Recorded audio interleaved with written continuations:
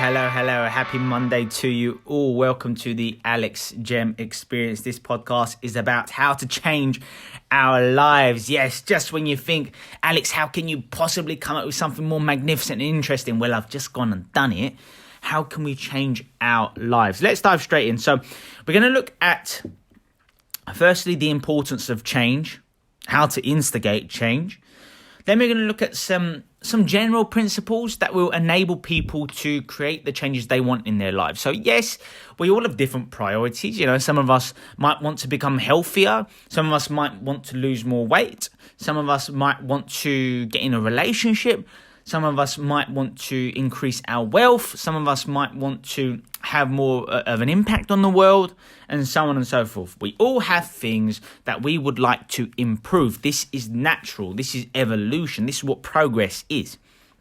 So, I mean, one of the reasons why I became absolutely enthralled in helping people to change their lives is because, you know, there's so much information out there. We're not starving for information.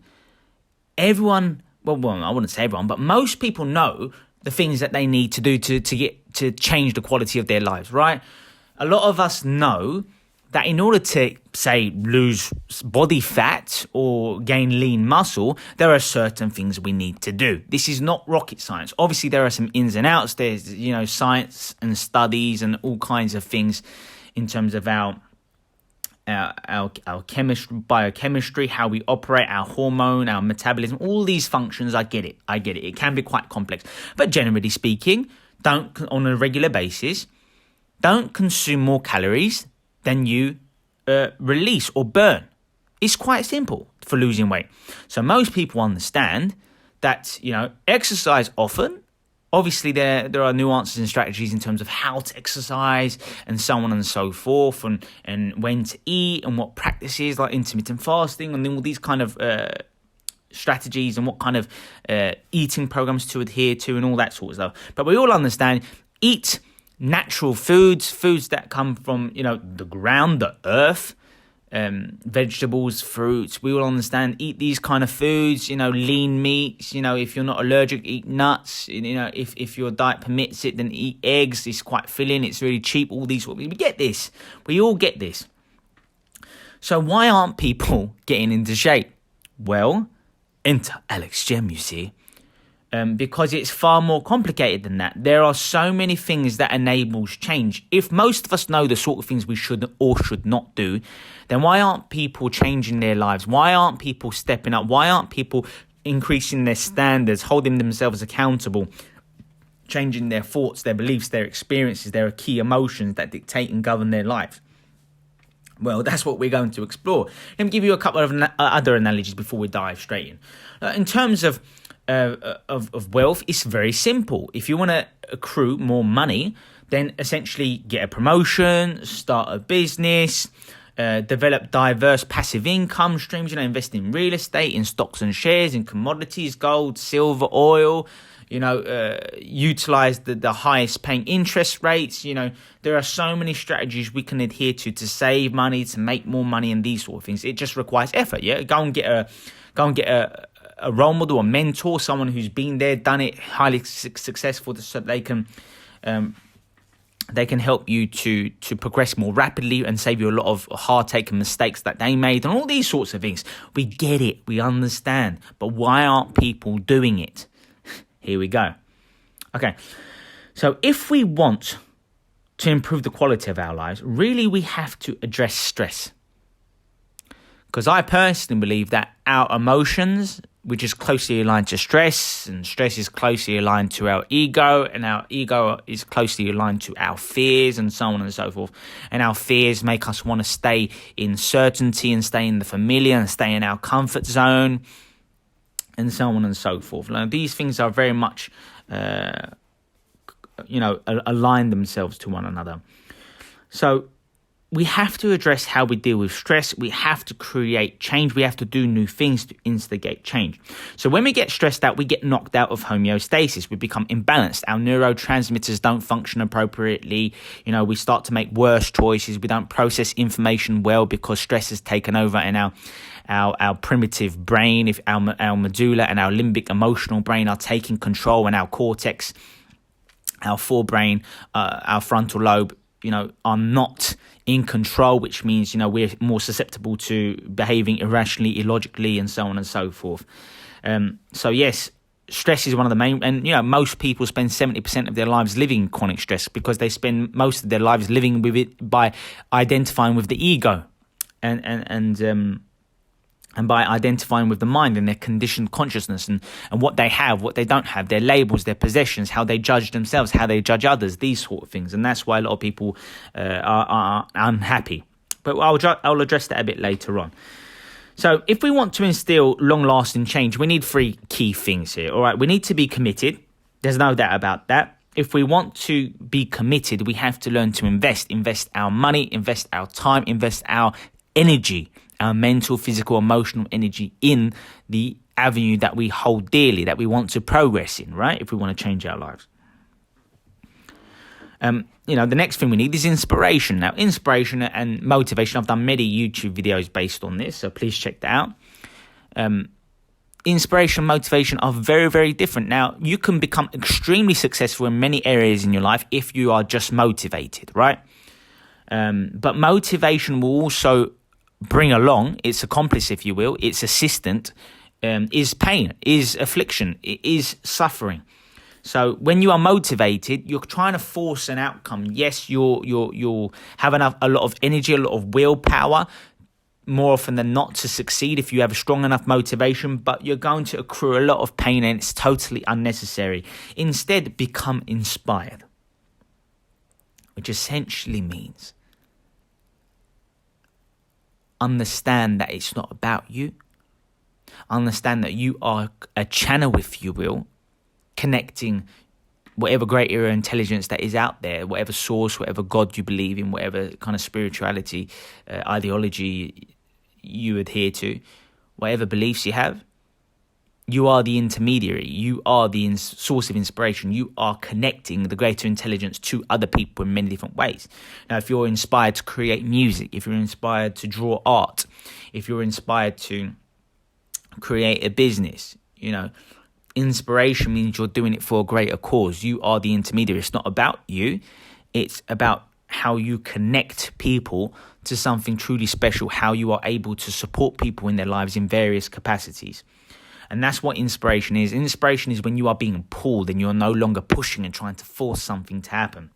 So yes, become inspired. Lastly, we need to become aware. The first part in creating any kind of change in our lives is to become aware of the program and the problem. We need to identify the pattern. If you have certain thoughts that you have, and each thought that you have produces a certain chemical, and each chemical that you have, there's a feedback loop between your thoughts influencing the chemicals, the feelings in your brain, and your feelings then influencing your thoughts. And this happens back and forth until you do certain behaviors because of the emotional intensity of it all. And your brain creates a snapshot in its mind, a snapshot that makes whatever is happening in front of you at the time a long-term memory. That's what memories are. And yes, that people can use that to their advantage in the form of motivation, having a purpose, a vision. But it can also be very detrimental in forcing people to live in the past. And I'll come back to that a bit later on.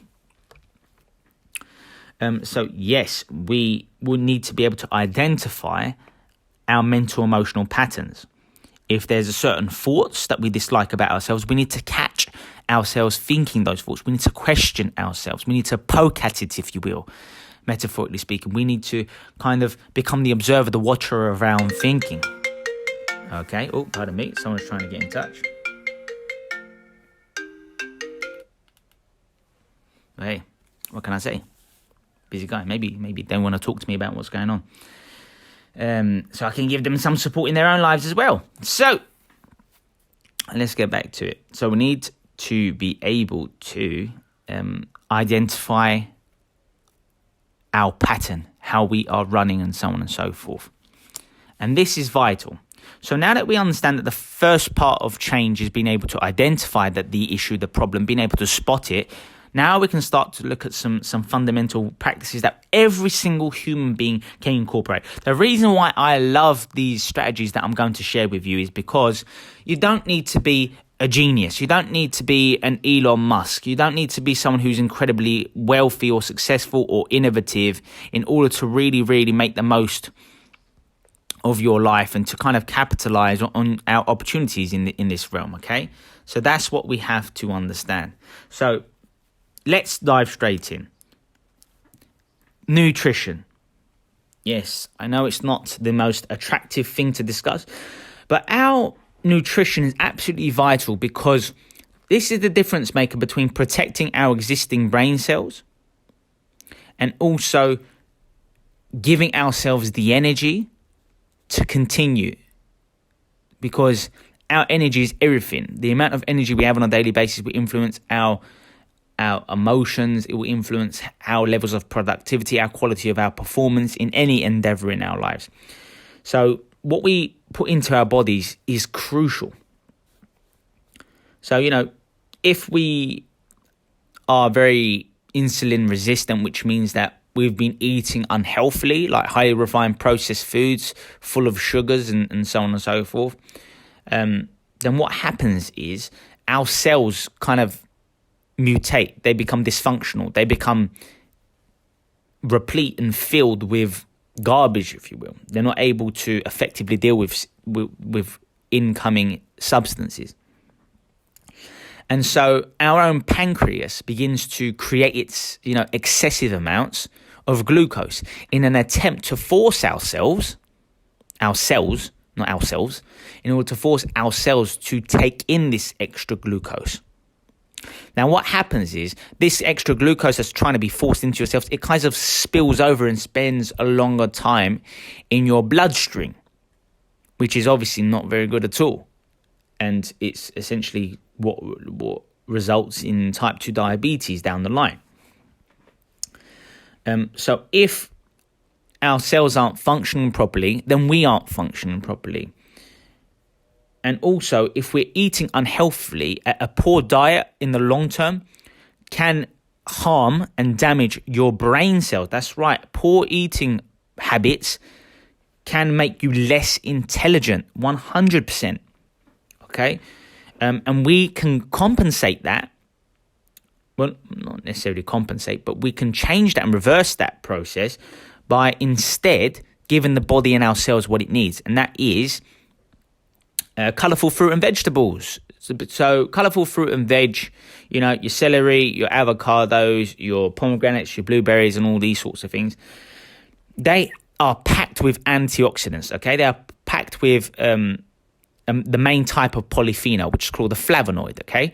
Now, these are crucial because when you promote oxidative stress in your body, which is what happens when you eat unhealthily, and your body produces lots of free radicals, which just means like harmed cells that are missing electrons. What happens is when you eat these flavonoids, these colourful fruit and vegetables, they provide the missing electrons to these free radicals, thereby allowing them to become healthy cells again. And this stops the negative chain reaction of free radicals harming other cells and creating this and spreading this disease, which eventually leads to disease within us. So eating healthily is crucial for ensuring that we make better choices, that we function, we think more clearly, we have more energy, we're not lethargic and chronically fatigued and suffer from chronic inflammation, which is what happens when we don't eat well. So in terms of addictions, over time, people begin to associate their eating behaviors with their own identity, with who they are. And this is why it becomes, over time, an automatic response for people to just eat unhealthy food. They start to just eat pastry and breads and cakes and sweets and drink, fizzy drinks and so on and so forth without thinking things through anymore, because it's just an automatic response. It's what they do. It's what they're familiar with. And they begin to associate it with their personality, which is very, very dangerous. So anyway, that's enough about our healthy eating. Let me also teach you about the importance of having a morning routine. So we want to wake up every single morning feeling inspired and driven and energetic, right? And one of the main ways we can ensure that is to ensure that we go to bed having already understood what we need to do the following day. Having a clear purpose, having clear goals, having something that we can wake up to feeling excited so that we get out of bed, as opposed to just laying in bed, hitting the snooze button a dozen times, then staying in bed and going on our phone for copious time, going on your Instagram, your Facebook, your Twitter, and this and that, in a way that just reminds yourself of who you are and therefore your limitations. But I'll come back to that a bit later. So instead, look after yourself. Have a purpose. Know what you need to do the following day. Make sure you go to bed excited about waking up the following day. Not just that, establish quality morning routine.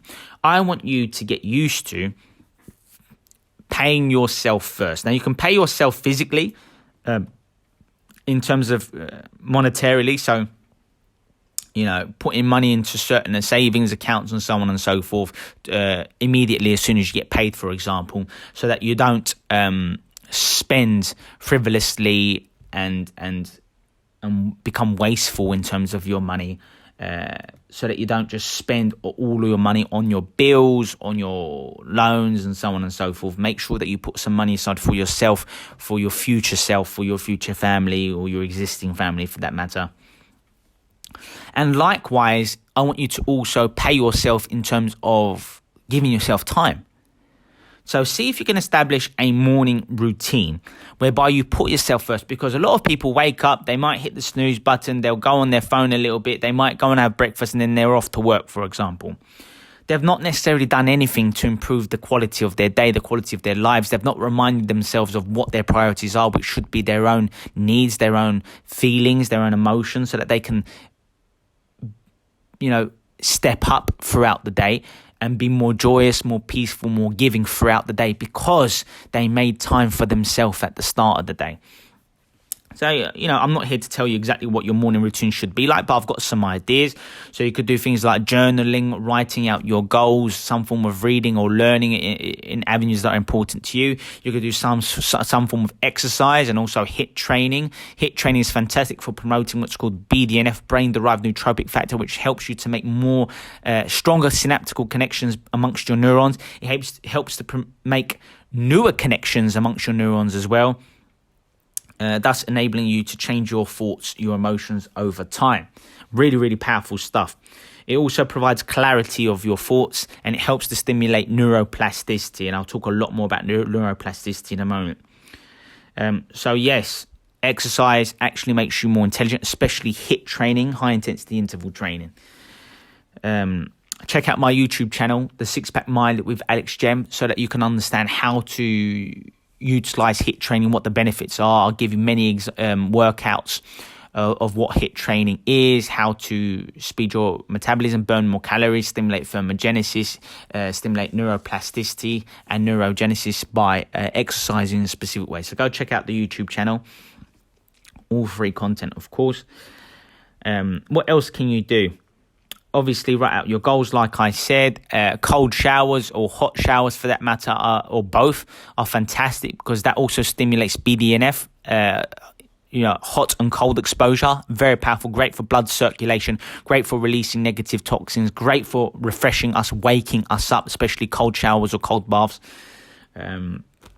Really does wonders for us to help us sweat if you're having a hot shower or a hot bath for that matter as well. Really sweating out, it mimics exercise as well. They're very much similar.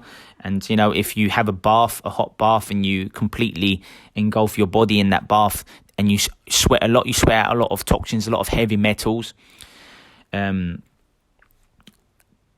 it's great for improving heart rate variability. It's great for helping you to be healthier, to live longer, to make sure you don't suffer from things like stroke, cholesterol levels, and so on and so forth.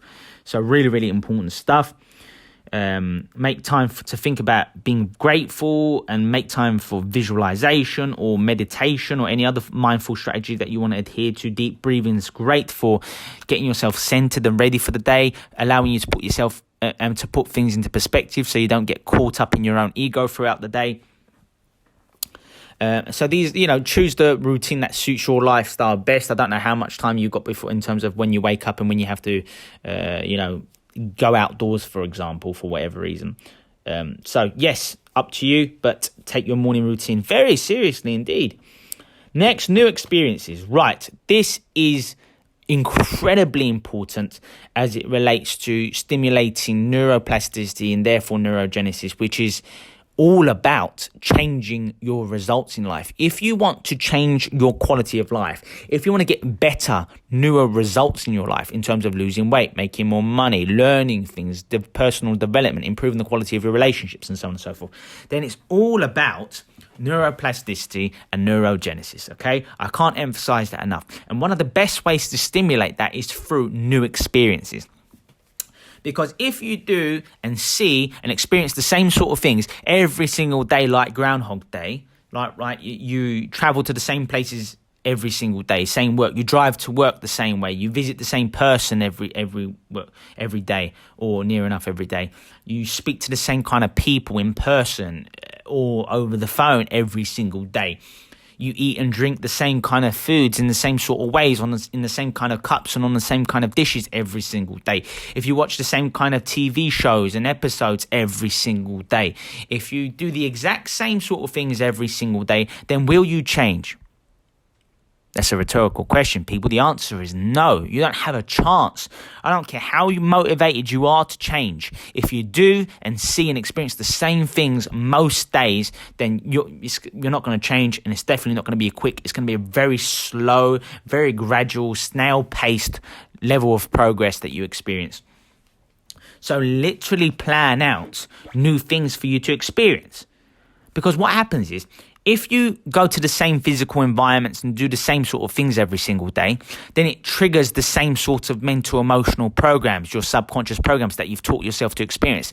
And 95% of our behaviors, perceptions, emotions are subconscious programs, meaning you've experienced and gone through them so often that you begin to do them without even thinking about it. It's a subconscious routine. That's what it is, subconscious program. So we have to force ourselves to do new things. Now, there will be varying degrees of discomfort whenever you experience new things. For example, going scuba diving or jumping off a cliff into beautiful water. People get scared of different things. Or, if you've been fearful of going on a plane throughout your life and now you want to go on that, if you want to go, I don't know, explore a cave or go mountain climbing, or I don't know, if you want to do whatever, even going on new holidays to new destinations, or even embarking on new courses, or getting certified in certain areas in your life. Whatever it is, when you look to start something new, you will experience some degree of internal resistance. This is natural and this is good. This is what we want, because you have to step outside of your comfort zone if you are to change. The problem is, most people want to stay in their comfort zone because they want to stay with what's familiar, what's known. They want to be certain. They want to feel safe. That's what your unconscious wants. It wants familiarity. It wants the same sort of thing every single day because it thinks that we're safe that way. But we have to rise above this, and we have to force ourselves to do these new experiences and to not listen to our unconscious and the excuses that will come up in our minds to kind of get us to not do these new things. So be very aware of the way you kind of try to put yourself off from doing new things. Be very, very aware of this indeed. So neuroplasticity is absolutely crucial if we are to transform the quality of our lives. It can be as, innocuous as learning to play a new sport, learning, traveling, going on a trip to somewhere you've never been before. It could be driving to a new city or country rather than getting the plane which you're familiar with, for example. It could be, what else could we do? We could go watch new movies, go to new cinemas, go to new restaurants. If you've never been to a comedy show, go to a comedy show. If you've never been to the theatre, go to the theatre. If you never read or learned about a certain area in your life, go learn about it. If you've never experienced new cultures or diverse foods, go learn, explore, learn about history, learn about geography, learn about whatever it is you want to learn about. You learn about poetry, learn whatever you want to explore and learn. Go for it. The problem is a lot of people don't have that drive, that energy. They don't feel the need to learn. They're not dedicated to being a lifelong learner. And that's why they tend to change the least. Now, you don't have to change. If you're happy with your life, then goodness me, you've achieved life's main goal, being happy. That's what living is about. Being happy, being peaceful, enjoying the beauties of life. Experiencing love, sharing love, being grateful. If you're currently doing that, then keep going. But from my experiences and the people I work with, a lot of people, even if they are happy, what happens is if you still do the same sort of things, you'll fall into familiarity. You'll fall into your comfort zone. You will eventually stagnate, because if we're not progressing, we're getting worse. So if you want to be happy, you literally need to be reinventing yourself. If you're the same person as you were 5, 10, 15, 20, 25, 30, 35, 40, 45, 50 years ago, you're in trouble. You're not changing quickly enough. That's why you're probably not experiencing as much joy, peace, inner peace, excitement, passion, love, joy as you could and should be. So challenge yourself to do new things. That's that rant over. Next, we have learning new things. Yes, so experiencing new things and also learning new things. I don't care what you learn. And to you, obviously it's better for you to learn about things that are important to you. For example, if for a living you are a salesperson, then it might make sense for you to become a specialist in sales, in going on courses, reading books on sales, going to workshops, going and becoming an accredited salesperson in a different way. I don't know, going and getting a role model who's been one of the best salesmen in the country or the world for that matter. That's how you can constantly learn, especially in areas that are important to you. At the very least, if you're someone you think, what, Alex, I don't know what I'm interested in. I'm not very passionate in. I don't have many interests, to be honest. That's absolutely fine. Be random in what you learn. The key is to learn. I don't care what you learn. You can learn how to play cards. You can learn, I don't know, you can learn how to sew. You can learn how to cook. You can learn how to create music. You can learn how to be a choreographer, how to dance and create a dance routine. I don't know. Not too bothered. Do what you want to do. The key is to constantly learn, because when you learn something, you double the amount of connections made in your brain from 1,300 to 2,600 connections, right? This is good. This is the essence of learning. Learning is called creating new synaptic connections. Learning is creating new connections but amongst your neurons. Learning is creating different connections amongst neurons. That's the process. That's what leads to new thoughts and learning. Now, the key is there is a forgetting curve, which simply means that we can forget up to 80% of what we've learned within just 48 hours, which is why we need to revisit, memorize, and relearn, what you had just recently learned. So if you watch a great video, aka one of my amazing YouTube videos, then yes, have a notepad and paper, go for it, make notes, but revisit that learning. Because if you watch a great video and you're like, Alex, you taught me so much, I'm so happy, great. But if that's the only time you ever watch that video or similar videos, then that information is going to go. More likely than not, it will not make it to your long-term memory. You need to keep those connections strong. Once new connections in your neurons have been made, they will prune apart, they will fall apart and tear apart from one another.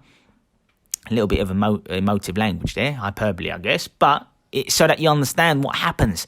This is why, learn to teach the material you just learned. That's a great way of instilling learning. Study and learn and write about the things that you've just learned. Revisit it. Talk to people about what you've just learned. Watch it on a regular basis or read it. Read about that topic on a regular basis in order to instill it in your long-term memory. So learn new things, but also revise that material. Next, we have talking about your environment. Clear your environment. Your environment, your external world and your internal world are constantly communicating. And yes, it's more important. I think it's more significant for you to ensure that your internal world is more profound and powerful than your external world. And I'll explain what that means exactly in a moment. But one of the reasons why many people suffer is because they make their external world more powerful than their internal world, which means that they're more reactive. They're more susceptible to being influenced by other people and other situations and other contexts. If your external world is more important than your internal world, then you're more likely to give up on your ambitions, your loves, your passions more easily. You become weaker. You're less resilient when your external world is too strong for your internal world. That means if someone says to you, you suck, I don't like the book you wrote, I don't like the music you produced, I don't like your physical shape, I don't like this and that. If you take what they say on board and it affects you mentally and emotionally, then you are susceptible to the external environment. You are susceptible to the external world. So I'm not saying detach from it completely, because we need to, being social beings, being gregarious, sharing, learning, experiencing new things, learning from other brilliant people. That's very much a key factor in life and in living. But your internal world needs to be stronger. That's why we need to constantly learn new things, challenge ourselves, experience new things, working on our self-esteem, becoming more disciplined, making time for the things that we love, putting ourselves first so that we teach ourselves that we are valuable beings, that we deserve to be happy, and so on and so forth. So your environment represents your mentality, if you will. So if you live in a flat, in a bungalow, in a house, in a mansion that's very messy, or if you work in an office that's very messy, that will reflect your state of mind. That will reflect the level of compulsive thinking, mental chaos, mental entropy in your mind. So instead, I know you're busy. If you're extremely busy like I am, and you're fortunate enough to have other people clean and organize for you, then do that. That's fine. The key is to make your physical environment peaceful, spacious, organized, but also rich. You need rich environments around you, because when you have very powerful, enriching, beautiful physical environments, whether that be photographs of family members, people with whom you love, whether that be, having your house and having a balcony where you can look out of the windows in your balcony and you can see mountains or the sea, or you can see something else that's beautiful, or, anything else that's very enriching, powerful environment, filled with maybe, amazing technology, like amazing computers, televisions, whatever is rich and beautiful to you. Go for it. Lots of colours around your office, if that's what gets you motivated and what you like. What it does is rich, powerful environments stimulate BDNF. I told you about this earlier with exercise, HIIT training. Now, you want to do this, and I told you the benefits of brain-derived nootropic factor. It increases your energy, makes you sharper, makes you more alert, helps you to make change in your life more, and so on and so forth. So, yes, focus on having a clear, clean, organized environment. Okay, now this is key, because this is what's going to enable you to change in the long run, okay? Next, we have our relationships. Yes, we want unconditional love in relationships. Let me explain to you the difference between conditional and unconditional. A conditional relationship is if you help me with my assignment, then I will help you by giving you advice about a topic on your mind. I'll give you another example.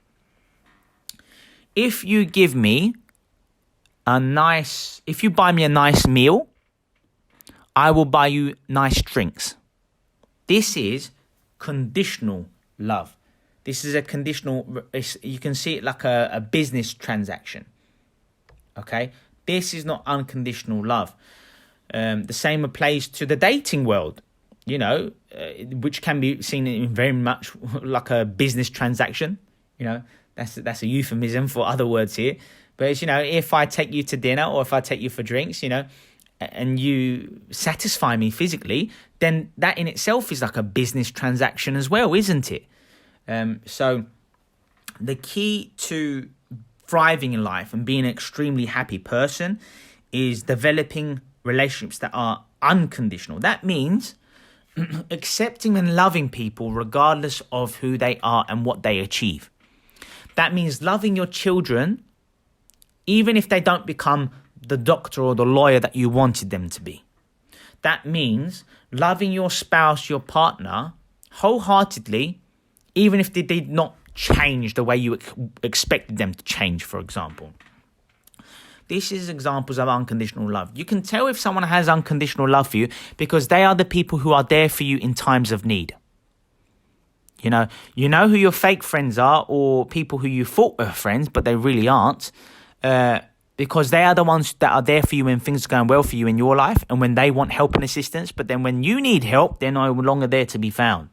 That's another way in which you can tell whether people have unconditional love for you. The reason why you want unconditional love is because if you experience that, then it propels you. It gives you the energy, the inner power to go and thrive in your business, in your career, in your investments, in your life, in your relationships, in your family endeavors, in your goals, in your purpose in life.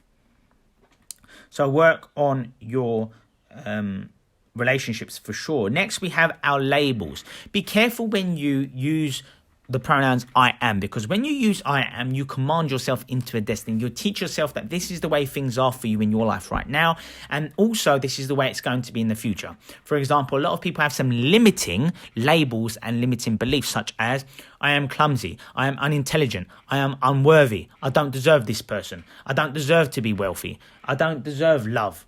Or you can have some egoic positive, or I wouldn't say positive because really they're quite damaging, but you can also have like some really selfish, time-bound, conditioned consciousness beliefs, such as I'm the most amazing person in the world, I'm better than you, I'm superb, I'm undefeatable, I am impervious, I am more important or more beautiful or more interesting or funnier than any person in the whole world.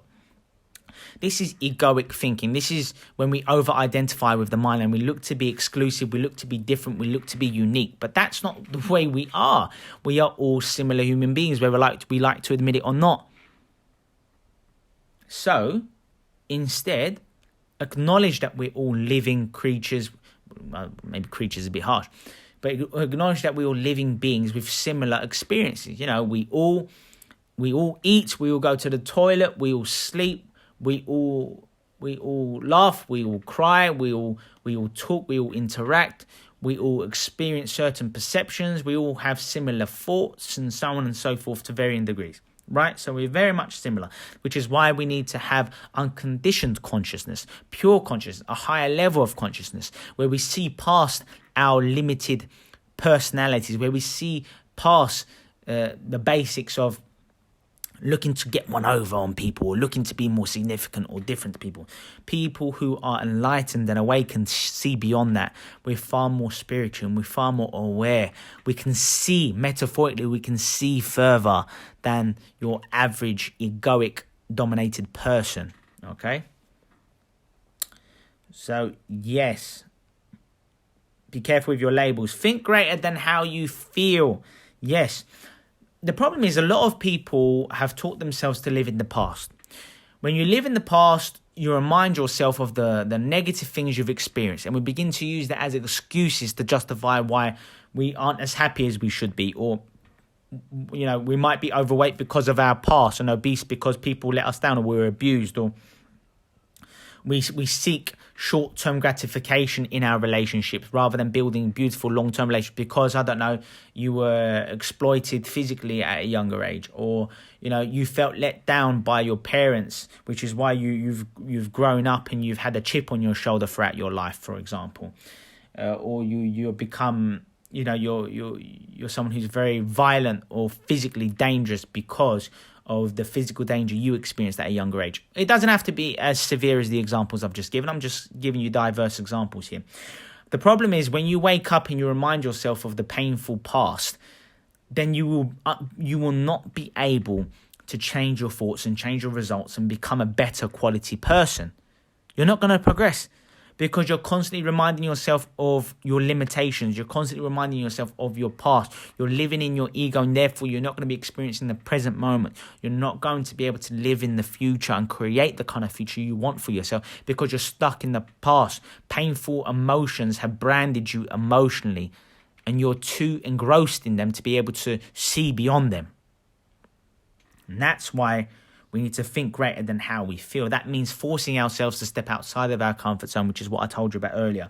And learning to be more present. Yes, the importance of presence is key. Being present means being fully aware, fully in the now, paying attention. For example, I'm extremely present because I'm just focused about talking to you now and articulating notions to you right now. I'm not thinking about what I'm going to have for dinner later. I'm not thinking about a meeting that I'm going to have next week. I'm not thinking about an investment that I'm going to make next month or next year. I'm not lost in the past. I'm not thinking about, when I felt let down, or if I lost a job, or if I got into an accident, or I'm not thinking about an argument I had with someone last week whilst I'm talking to you. No, I'm fully present. And if you're someone who your body's often there, but your mind's not with you in many situations because your mind is elsewhere in the past or in the future, then you are lost in time. And you are therefore living in chronic stress when you do this. Therefore, you are being dominated by your ego. You are overly identifying with the mind. And you're therefore not present. So instead, we can be present. And deep breathing is one of the easiest ways in which we can be more present. When you focus your conscious attention on inhaling and exhaling, breathing in deeply, focusing on every single breath, then you cannot simultaneously be lost in the past or focus too much on the future. So breathing is one of the easiest ways to become more present. Also, there are some other small things you can do. Paying attention to small things that many people overlook in their day-to-day lives. Paying attention to the wind. Paying attention to small insects that you'd literally overlook or not pay attention to because you're too busy jumping from one activity to the other. Paying attention and listening to the birds chirping, or the laughter of children, for example, or being present and and looking at the air. I don't know, I'm giving you all kinds of examples. Looking at the plane as it's flying through the air. Do you know what I mean? Really pay attention to the small, beautiful things. Be present. This means being focused on your senses, what you feel, what you touch, what you can hear, what you can say, what you can taste, and so on and so forth. When you're really paying attention to your sensory data, if you will. For example, me right now, if I were to focus on my feet being on the ground, I'm sitting on a lovely, comfortable chair. If I were to focus on my bottom and my back being pressed up against this comfortable chair, I would be present. If I were to look around my environment and see the lovely things around me, my studio and all these sorts of things, then I am being present. The problem is a lot of people. Have you ever known someone who seems that they're quite depressed, but yet they could be at a party full of hundreds of people who are smiling, having a good time, and so on and so forth? That's because they are not being present. They are depressed because they've taught themselves to be focused on the past and their level of hopelessness and despondence and so on and so forth. So there we go. Wow.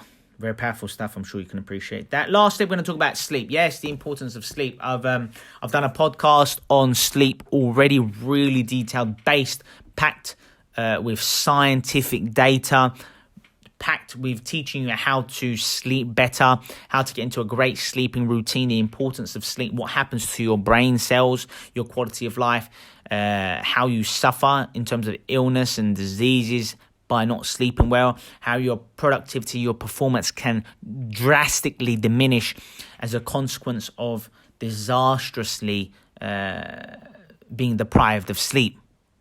Okay? So instead, focus on sleeping 8 to 8 hours every single day if you can. I've written a blog on the importance of sleep as well. If you want to read that, go check out my blog at www.alexgemblog.com. And yeah, I mean, sleep is so crucial. It improves when you sleep well. It makes you more creative. It helps to transfer short-term knowledge to a long-term memory. It helps to protect your immune system because it produces when you sleep well, it produces natural killer cells which go off and kill cancerous cells and cells that are dangerous with dangerous elements and so on and so forth. So when you sleep, you're more focused, you're more aware, it improves how your hormones function, you're less likely to eat impulsively and ravenously if you're sleeping well.